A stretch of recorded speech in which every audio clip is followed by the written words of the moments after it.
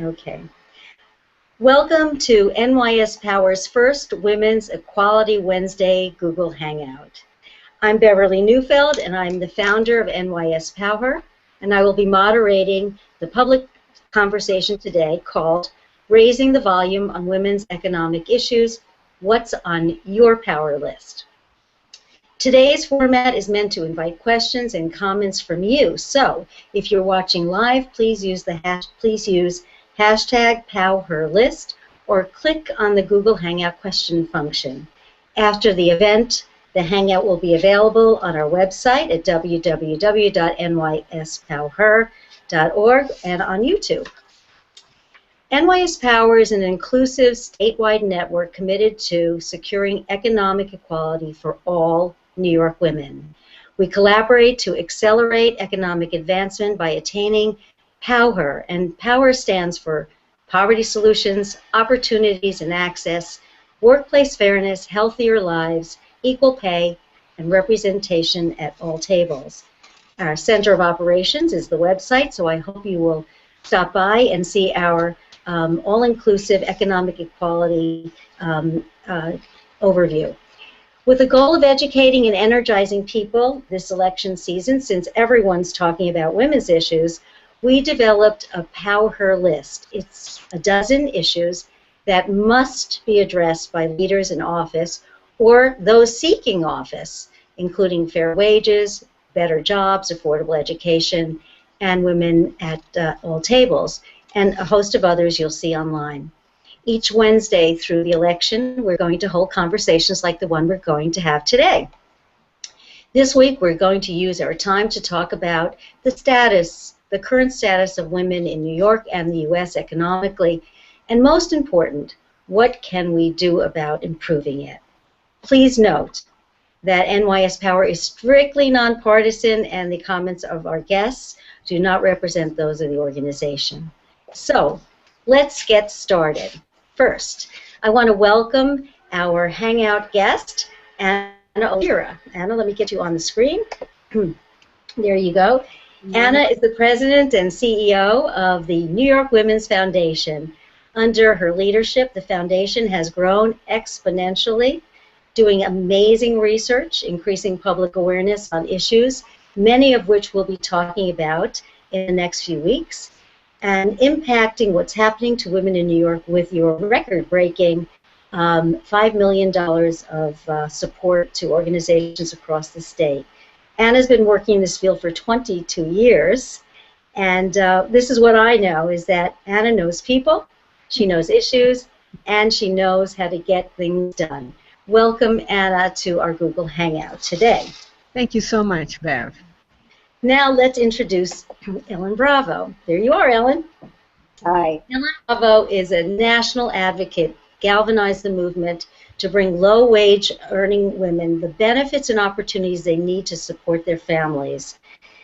For nearly 20 years, you ran the organization 9 to 5, which has been on the forefront of the fight for pay equity, family leave, and fair employment laws. Most recently, Ellen's founded the Family Values at Work, a network of state coalitions that's already led successful public campaigns to adopt paid leave in California, New Jersey, and Washington. Ellen is also leading a national conversation on women's economic equality, and we will be using your hashtag today, which is #WeMatter, Women's Economics or Women's Equality Matters, right? So, so welcome to my two guests, and let's just dig in and get started. Ellen, I'm going to start with you to give us an overview. Can you give us a snapshot of the economic health and prospects of U.S. women, and then we will switch the conversation to New York. Here you are, Ellen. Well, I'm so glad to. Proud to be here. Thank you so much. You know, when you think about it, we're the richest country in the world, and yet we're at the bottom when it comes to family-friendly policies. We're, 23 when it comes to women's economic equity overall. And the big boys is what I call the powers that be. They'll say, hey, women are doing great. Look at how many degrees they're getting. They're outpacing men. They can do whatever they want. It's fabulous.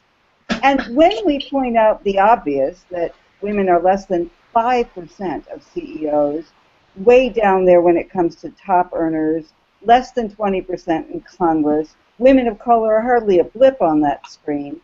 And that women are disproportionately found among the poor. We're 2/3 of minimum wage earners and the majority of the poor. This is what the big boys say, oh, well, that's because women choose to be home with their children, and that's great because motherhood is the most important occupation, unless you happen to be poor, in which case you better get yourself a job, and we don't really care what happens to your kids. At least they'll have a good role model. Well, what we say is the reason women are at the bottom when it comes to pay and power is that there are barriers in the way. It's certainly not because we don't know how to ask, and it's certainly not because of lack of merit or talent. It's because of these barriers. Number one, we have to stop punishing women for being good parents or good children to their own parents. And, you know, as Gloria Steinem says, we need men to be equal inside the home if women are going to be equal outside the home. And we'll have a lot more men sharing caregiving, being good fathers, sons, and husbands as they want to be if they don't get punished for it at work. That's why we need minimum standards, paid sick days, paid family leave. Secondly, we need to value women's work. The reason women earn so little money, you ask the best economists and they'll tell you, women earn so little because their employers pay them so little. And they pay them so little because they can, and often because they think they have to compete. And that will change when we revalue women's work. We have to remove the barriers of employment status. If I work part-time, I'm still full-time every hour on the job, and I deserve equity. Likewise, if I'm a temp and working next to someone who's a permanent worker, that's a legal form of discrimination that has to end. And we need to give people more predictable schedules and control. And we need to end all other forms of oppression. When we're talking about racial justice, sexual orientation, women are in all of those groups. And really, we need to be free only when all of us are free. And so the main thing women need is what's happening all over the country. It's so exciting and inspiring. And what you all are doing, thank you, with PowHER, is bringing women together, standing up and saying, hey, look what we can do when we do it together. We don't always win when we stand up, but we never win if we don't. We are standing up. We are winning. That's really exciting. Thank you so much, Ellen, for that overview of the national picture. That's just wonderful. And I think that leads us beautifully into talking about New York. So we want to have you, Anna Oliveira, who you really have the pulse of what's happening in New York, to talk about an overview of a snapshot of the economic health of women here. Thank you. So first of all, kudos to Ellen and to what you put out there. We couldn't be more behind that and in agreement with you. So and part of it is because in New York itself, even though in many ways it has a huge concentration, a demographic composition, and that is kind of has everybody from the world here in a very specific economic structure. The issues of the country are completely present here. So we are a very resource-rich state, certainly a very resource-rich city, but we behave relative to our population as if we didn't have enough wealth to go around for everybody. We have plenty of wealth to go around for everybody. The percent of women and people in poverty, it varies anywhere depending which indicators or set of from 18-19% to 23-24%. From our point of view, completely unacceptable indexes, and exactly even worse indexes. In New York City, we calculate that very close to 1 out of 4 women are living in poverty. The disproportionate burden that women carry around poverty, and I think Ellen just talked about the fact that the working people are the fastest growing sector of people living in poverty. That means that the issues of fair pay, the issues of living wages, the issues of equal pay are critical. We live in a place in the whole globe, in the country and in the state and the city, where economic development is actually happening in the globe. But at the same time, the disparities are increasing. So what we do know is that economy alone is not going to solve the problems. Women getting jobs alone is not going to solve the problems. The respect for women's work, as Alan just talked about, is critically important. The respect for all workers' work and living wages and respectful equal pay are critical for us. I wanted to say something about women and philanthropy and standing up. I want to pick up a little bit on what Alan talked about. Sometimes we look at the big numbers, we look at the realities, and we say, how are we going to change this? There's so much for us to catch up. And then I'm going to refer you to look at the work that incredible activists and organizations are doing. Bev Neufeld, Alan Bravo, and others. The foundation as a philanthropy entity, we're a women's foundation. We put together everybody's assets to fund these changes that you're talking about. Now, funding change and doing the work that you're doing that we support and we're completely in line of. Our mission is economic justice for women and families. It means that we need to engage everybody. We need to engage enough of us. To participate, you have to have a sense of possibility. So I wanted to call attention to the enormous progress that is being made. Very much like Alan said, there is enormous progress being made. We wish we had passed the Women's Equality Act in the last session, of course, but we know we're going to pass it in this session.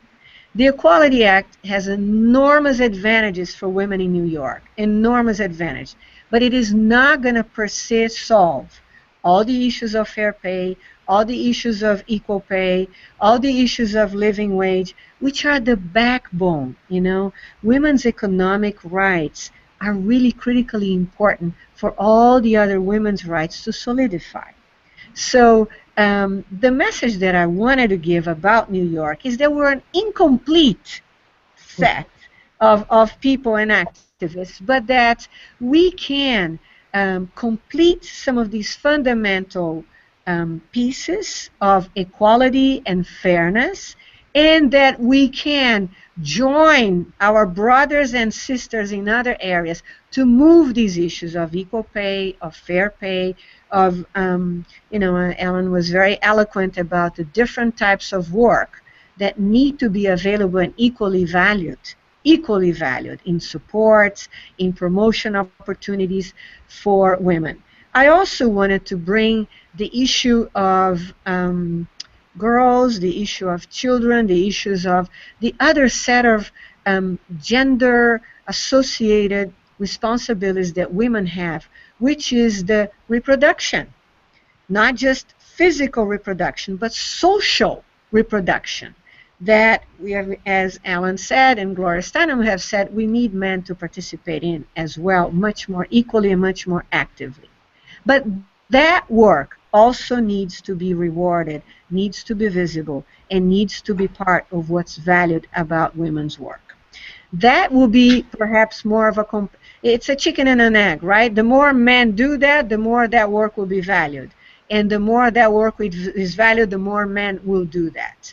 So I think we need to add that other layer to our conversations about what we call gender roles justice too, right? And gender justice in another way. So we couldn't be more proud of the work that we're doing, the advocates are doing, but also we couldn't be more passionate about completing a certain level and then moving to the next level. And the last thing I wanted to say in this opening thing is that, Bev, you mentioned that everybody's talking about women's issues. Yes, we happen to be, politically speaking, very much on the agenda. And I'm going to say a certain word of caution as well as a certain invitation for urgent action. If we look at history, sometimes when you have a group of people or community or a set of issues that are very much in the political agendas, it's really important that we take that window and bust it wide open, because otherwise we become just part of an electoral agenda or part of an electoral platform, and we do not achieve all the wins that we want to achieve. So my thing is, if our candidates are agreeing, let's say, to the Women's Equality Act, let's assume that's already done very soon and very quickly. What are the next asks that we have? Well, thank you so much for that, Anna, and for moving us to the next question. Actually, that is one of the reasons that we developed the PowHER list, because while the Women's Equality Act is going to get us to a very important place, it is not going to get us to the economic equality agenda that needs to be addressed here in New York and in the United States. So my question for both of you, and maybe Ellen, you can start with this, is what is it really going to take to accelerate this? What do we have to do? Let's start out with how do we inspire our leaders? Maybe that's the first place to talk about. How can we inspire our leaders to take on these challenges, and in our state, these next challenges? Ellen, do you want to respond to that on a because so much is happening on the national stage? That's a great question, Beth. Thank you so much, and thank you, Anna, for those wonderful remarks. The truth is this: we have to do two things. We have to inspire, and we also have to organize, because we need to identify, groom, and find the leaders that will be champions for our issues. But then we also have to make it clear to people, if you want to get or keep that political job, these are the issues you need to stand on. Voters are paying attention. Women are voters. We care about these, and we're going to hold you accountable. So we want to help convince people in the best ways that we can that these policies are also good politics. We know that. The polls are very clear. These are overwhelming favorites across the political spectrum and across demographics. So that's one thing. The second thing is we need to make sure that we remove barriers to voting.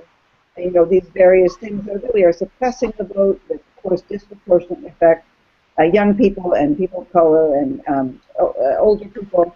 We need to stand up and say, this is democracy. This is what democracy looks like. It includes voting, and insist on it. And then we need to say, let's be honest. What we're asking for are not just minimum standards, they're minimal. And we need to start painting the picture of what we really need, even as we fight for and celebrate the beginning steps that we're taking. So right now, the governor of California is signing a bill that will mean that 6.5 million workers in California are going to be able to earn paid sick days. Inspired by the win in New York City, brilliant, took years, great, broad, diverse coalition that won it, but also that made it clear this is a political issue, and if you're on the wrong side, you're not going to prevail. So that's good. 6.5 million workers is a lot of people, but 3 days is really so minimal, as you know, we could say it's meager, and it excludes a very important female workforce, home care workers, who do the critical work of caring for our elderly. I just wrote a blog about this. I encourage people to go to our Facebook page, familyvaluesatwork.org, or go to our website, sign up, and get involved. And you'll meet Christine Petraeus, a home care worker in California, who talks about why is our work so undervalued. It's because we do what women do. It's not seen as real work, and of course it is, and it needs to be revalued. So we need to start establishing what the standards look like. And I'll tell you what they are for me, for example, unpaid leave. Smart people have figured out exactly what it would take to do this, how much it would cost. I'm going to talk about that in a second. What do we really need? We need parents, both parents of whatever gender, to be able to share a year paid leave. We need them to be able to go back to work gradually. We need there to be quality, affordable child care that an infant can go to, a baby can go to starting at 1 year, maybe first for 10 weeks and then 15 and 20, hours, for probably not more than 25 or 30. People to have a reasonable work life of 35 hours. People, part-timers, people who want to reduce their time because maybe they're caring for an elderly parent or a relative with a disability as well. To have equity on the job. Obviously, we need affordable health care that's a national program for everybody. What would it take to be able to do all those things? How much would it cost? These two social scientists figured out it would take 1.5% of GDP. Even if we discount the amount of money that has been wasted in this country on illegal wars, even if we don't go there, and we just talk about corporate welfare, loopholes that allow a company like Walmart to pay rent in a place that doesn't have corporate income taxes, and say that it costs so much they didn't make profits in the state, and paid nothing in income tax there. If we got rid of those kind of loopholes and giveaways, that's 5 times as much as it would cost for the changes I just described. This isn't about money, as Anna said. We have plenty of money. It's about political will. And women and their allies are standing up and saying, we will make the difference. We're going to paint the picture of the nation we deserve to be and can be, even as we march small step by small step to get there. That's beautifully, beautifully said, Ellen. Thank you. Anna, there you are. Can you give us your perspective? Yes. So, yes, I'm completely with Ellen that we inspire and organize and hold it accountable. Yes, totally. So, I think that the reality that we live in is one in which, there has been this idea that we can operate as a nation, as a country, as a city, as a state, it doesn't matter which unit, with all these shortcuts. Shortcuts meaning by that, getting away with not investing in human beings in a fair, equitable, efficient, and intelligent manner. We have come to a place, I believe, in which we understand that doing the right thing, ethically, morally, justice-wise, is the most intelligent and effective thing to do as well. If we look at the ability of having leadership in our lives, leadership in our communities, having solutions, having investments that produce the most vibrant cities and the most vibrant opportunities for people, we are going down. Ellen said a little bit earlier that we rate so high, so to speak, as one of the most quote-unquote powerful countries in the political military aspect of the world, but we rate so low in our human capital and our human power, which is the conditions and the reason for it all. So many of us working around women's rights, around justice and equality, we know that how women fare, how girls fare, how boys, how children fare, is really an indicator of how that society is faring. So our perspective is that it is the just thing to do and it is the fair thing to do. And that it's better for us to invest, all of us, philanthropy, government, the course of our advocacies, it's better for us to invest in building opportunities and supports for people to succeed with the opportunities than it is to take the shortcuts that we're taking, to having reversed the set of values and what's important, and then having to be spending our hearts, being so lost as a country many times, having so many of our human beings, of our communities suffering, not achieving and realizing their potential and improving all of us along. So, we can look at fighting, let's say, for equal pay as the right thing to do because it is the right thing to do. But we can also look at it's the best thing that we can do for workers. When we look, as Ellen said, you talked about, Ellen, the fact of the caring jobs, the taking care jobs, all of them being devalued jobs as economically vital jobs and therefore appropriately seen, recognized, supported, etc. What does that mean for society? It means that we are disinvesting in the fundamental aspects of support that any one of us needs to live and thrive, and therefore our communities, our nation, and beyond, right? So I think that part of us going ahead in our movements is connecting the dots between what seems like a women's issue to an everybody's issue, to a country's issue, to a city's issue, to a family issue, to a community issue. So, and I think we're doing that. And I think that's why there is more and more progress. I think that we've been very careful in language. I think that to have a more inclusive language, to have a more framing of issues that everybody can see that it's a win-win proposition. It is not a win-lose proposition. And when I say shortcuts, those are win-lose propositions. We know the best science, the best ethical approaches, they come together and they tell us that it's the win-win propositions that we need to look at. And it's also the time frame that we look about. Why is something important? What is benefit? Benefit is not immediate profit. Benefit is the sustainability of justice, of equality, of thriving communities. So I think that going ahead, part of the inspiration is connecting the dots. Part of the inspiration is taking these opportunities that are very motivational for elected officials and for other politicians. It's also coming together periodically in our mobilization around particular issues.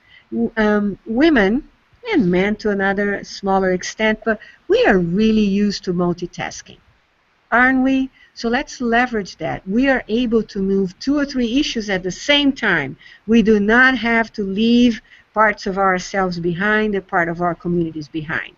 So we as a foundation, we're supposed to be funding the movement. So we're interested in the movement. We don't have dollars, we need way more dollars than we have. And there are many others funding the movement too. But we are interested, all of us, in supporting collective action, in supporting supporting your work, each of you, and others beyond. So I think that part of the inspiration, part of the organizing is also the financing and the support, the funding of your work. Well, thank you for that, Anna, and there's so many of us who are grateful to the foundation for supporting, the great work that's being done around New York State. It's hard to believe, but our time is almost up. I could talk with the two of you for a very long time, and we'd cover a lot of interesting topics.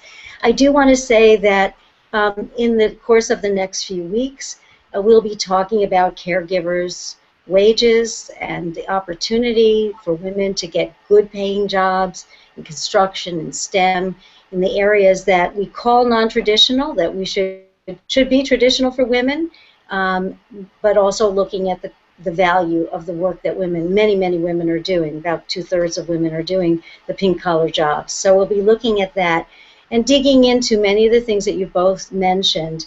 Well, in the interest of time, I guess we have many more questions, but we're just going to end with your answering a rapid round and ask you first, Ellen. We're asking everybody, what's on your PowHER list? So for those of you who are out there watching, we want to hear from you. What's tops on your list to create economic equality in the coming year or soon? And we're going to ask both of you to answer that question before we close. So Ellen, what's tops on your PowHER list? What's your wish list for women in America? Thanks so much. Top on my PowHER list is paid sick days and paid family leave insurance. I feel like these are things that are huge barriers to women. You can be in a good job or a lousy job, but when you get fired for being a good parent, it all goes to heck, and you can wind up in a cycle, in a spiral of one bad job after another, and it makes it really hard to get on your feet. Then you start to look like you have a bad work record. And these are things that are jobs programs. The business partners at every one of our coalitions, I encourage people to sign up and see who they are. And they're members of groups like the American Sustainable Business Council, Small Business Majority, Main Street Alliance, because they say, like Anna said, this is not just the right thing to do, it's the smart thing to do. It's a better way to run a business. It's a better way to run an economy. They want to see it as a guarantee for everybody, because those workers who lose their paycheck or their job when their kid is sick or get bounced out because their dad had a stroke, they're the customers of these business partners. That's why they're involved. So I'm very excited. I think these will help remove what have been enormous barriers for women, but also for men who want to be involved in caregiving, as so many do. Oh, that's wonderful. And Anna, what about what's on your PowHER list? Equal pay and living wage. Yes, fundamental, along with the rights and protections that Alan was talking about, the effective ways of employing and supporting everyone, equal pay and living wage. Everyone that works full-time should be able to live a life of decency, be paid equally for the same work, and have they and their family members thrive. That is wonderful. That is a great ending. And this is an auspicious day because it looks like the Paycheck Fairness Act, a federal bill that our equal pay provisions of the Women's Equality Act in New York was modeled after. It looks like it will have a vote today in the Senate. It's still a ways to go before it would pass, but it's a great step. So for the New York State PowHER Network, and I'd love everyone to see all the partners we have, it's online. We want to thank you, our audience, for being here today, and our amazing panelists, Anna Oliveira and Ellen Bravo, for participating in our very first Google Hangout on raising the volume on women's economic issues. And I think we raised the volume today. So the Hangout will be on our website, www.nyspowher.org. We've heard some powerful arguments here today, and it's just the beginning, everyone. But now it's your turn to take some action, and there's some very simple things that you can do. Number one, register to vote, and get your friends to register, and make sure you vote, obviously, on November 4th. Number two is ask your candidate, how will he or she tackle your priority PowHER list issue? And then let us know what that candidate says. We want you to go online and take our poll, sign up for being part of this campaign. And lastly, spread the word. If we talk about this now, then we'll be able to continue and have momentum around a conversation about creating economic equality in New York and in our country in the coming year ahead. Thank you for tuning in, and we hope you'll join us next Wednesday. That's September 7th. We'll be continuing the conversation about poverty solutions with the YWCA, ROC New York, Domestic Workers United, and the author of a study on the economic status of women in New York. So thank you so much. Thank you so much, Ellen and Anna, and I guess we'll call that a wrap. So, thank you so much. And remember, we matter. Women's economics matter. Women's equality matters. Thank you. We'll be tweeting that all day and continue to do that throughout our series. Thank you very much. Bye. Congratulations on your work.